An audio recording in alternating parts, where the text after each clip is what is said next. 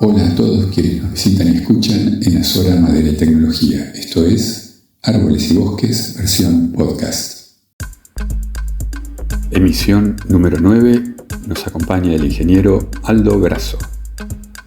Aldo nos propone revisar una realidad durísima y que le pone un límite destructivo a la forestoindustria argentina. ¿Por qué?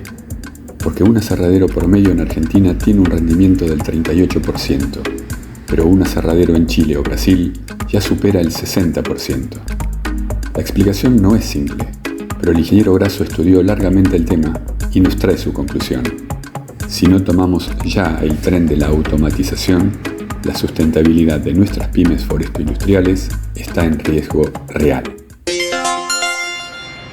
Hola amigos de Madera y Tecnología. En esta nueva presentación vamos a tratar de explayarnos en otros de los 3 temas que yo considero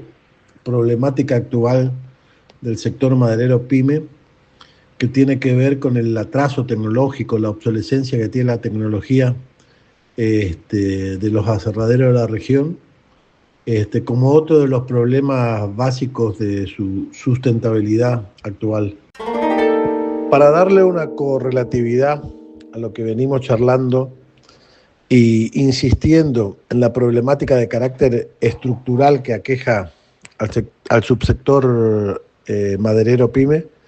en un podcast anterior hemos tratado la incidencia que la baja escala tiene sobre su situación actual. En este nos explayaremos sobre un tema que creo puede resultar de interés para los componentes de Azora Madera y Tecnología. Y en un próximo podcast abordaremos el tema de la integración vertical que ha transcurrido en estos últimos 30 años de ejercicio industrial. Y como hicimos en podcast anteriores, y como estamos hablando de cuestiones de índole estructural que tienen que ver con la forma en que se fueron conformando nuestras industrias madereras, debemos remontarnos, como en los casos anteriores, a principios de la década del 80, donde han aparecido los primeros raleos comerciales, hablo de madera de pinus, en consecuencia también los primeros rollos de bajos diámetros, claro, no mayores de 25 centímetros en punta fina, y los que teníamos vocación maderera debimos abocarnos a recorrer el mundo en busca de tecnología para poder procesarlo, dado que nuestras instalaciones industriales eran simplemente algunas instaladas en Misiones y algunas pocas en Entre Ríos, dedicadas al corte de madera nativa, y por consecuencia eran industrias con grandes carros, grandes y pesados carros, y sierras sin fines de grandes volantes, que eran absolutamente inapropiados para producir ese tipo de madera, o procesar, mejor dicho, ese tipo de material. Afortunadamente, esa solución la encontramos para nuestras necesidades en aquel momento en la tecnología brasilera, que se encontraba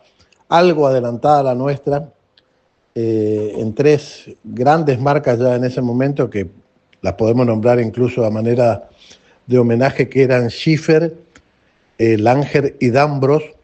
que llenaron el parque industrial argentino de maquinarias de tecnología elemental, pero apropiada en aquel momento para la producción que nosotros necesitábamos. Y así, hacia finales de los años 90, se creó un gran parque industrial de aserraderos, hablo, que tenían esas características. Eran tecnologías apropiadas para cortar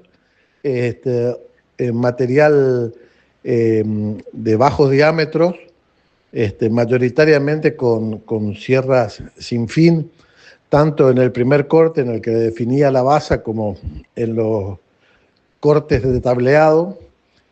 Y las sierras circulares empezaron a aparecer recién en la tarea de canteado de esas tablas.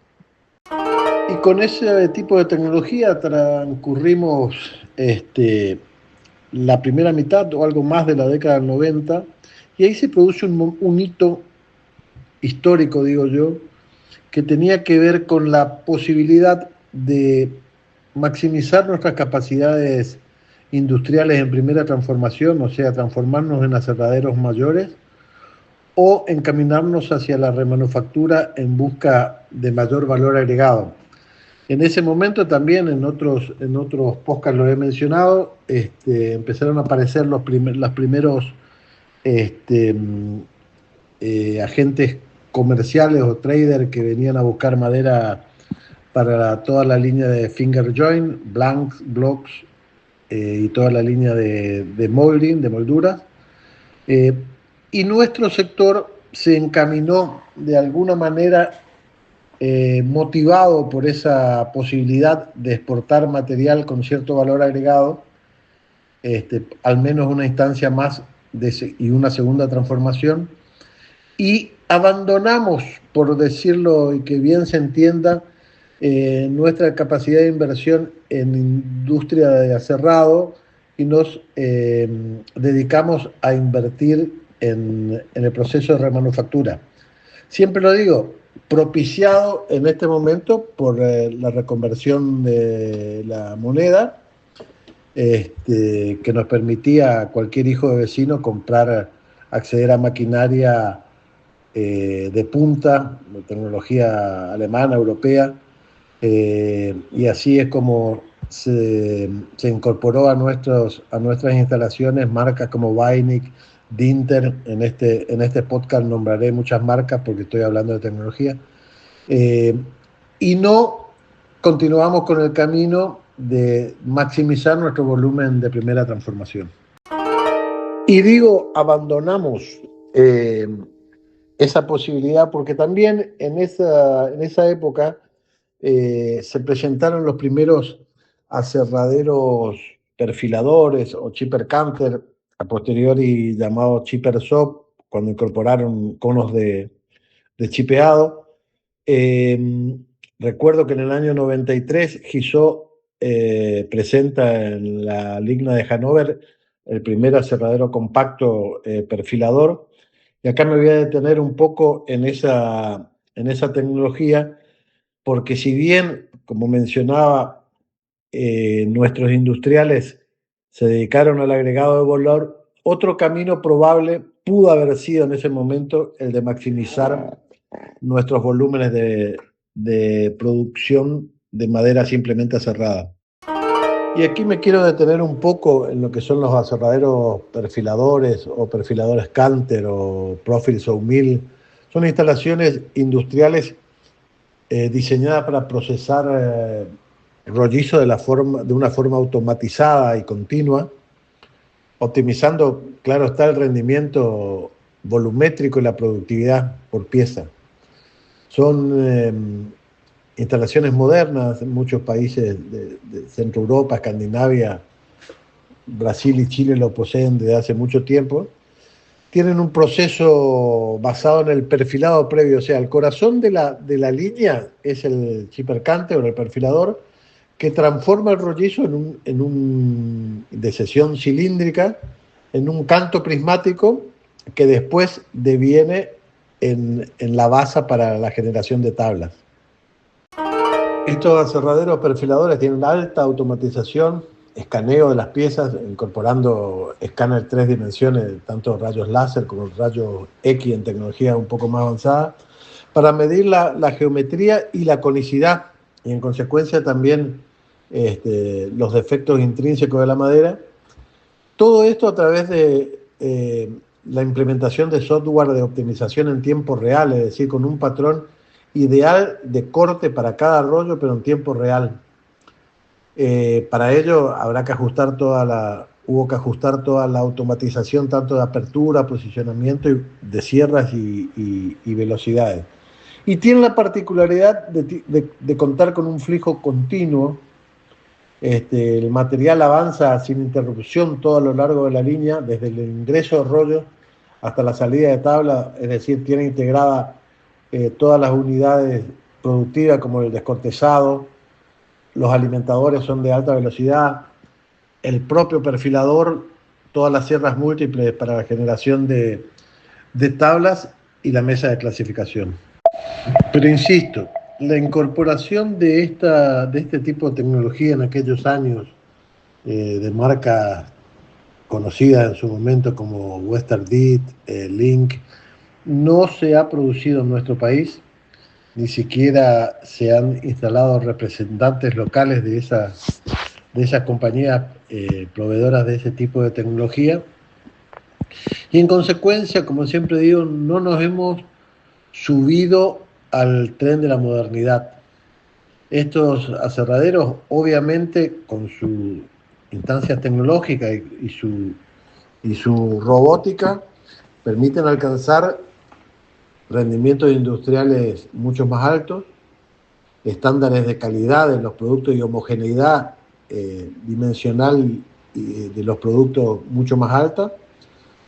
A pesar de su complejidad tecnológica, de componentes electrónicos son mucho más confiables desde el punto de vista y otorgan desde el punto de vista de la eficiencia mecánica y otorgan una eficiencia mecánica mayor. Y ni que hablar en cuestiones que tienen que ver con la productividad, donde el análisis de las velocidades dentro de la planta hacen que los gaps, las distancias entre las partes componentes, entre los rollos, sea menor y también nos otorgue, conjuntamente con las velocidades, alta productividad. Pero como digo, nosotros no hemos logrado acceder a este tipo de tecnología y cuando preparaba esta charla he intentado hacer una suerte de benchmark entre un análisis comparativo, digamos, entre la adopción que ha tenido este tipo de tecnología en Argentina respecto a nuestros vecinos países de Brasil, Chile y Uruguay, tomando ítems como el chip percante, el perfilado, el escaneo en 3 y 4 dimensiones, la optimización en tiempo real y la automatización integral. Y en todos los casos, Argentina no ha sido capaz de adoptar esta tecnología y su nivel de adopción es baja en todos los casos. Estando en el otro extremo, digamos, claramente Chile, donde el nivel de adopción ha sido muy alto en todos estos indicadores, y Brasil y Uruguay participan con un nivel de adopción medio, pero en bajo número de plantas. Cuando extendemos este análisis comparativo a cuestiones que tienen que ver con factores que hacen a la eficiencia de la actividad industrial maderera, como son el rendimiento industrial, la productividad y la disponibilidad operativa, vemos que es clara la incidencia que el no acceso a esta tecnología de punta ha tenido en los valores que otorga Argentina. Cuando los rendimientos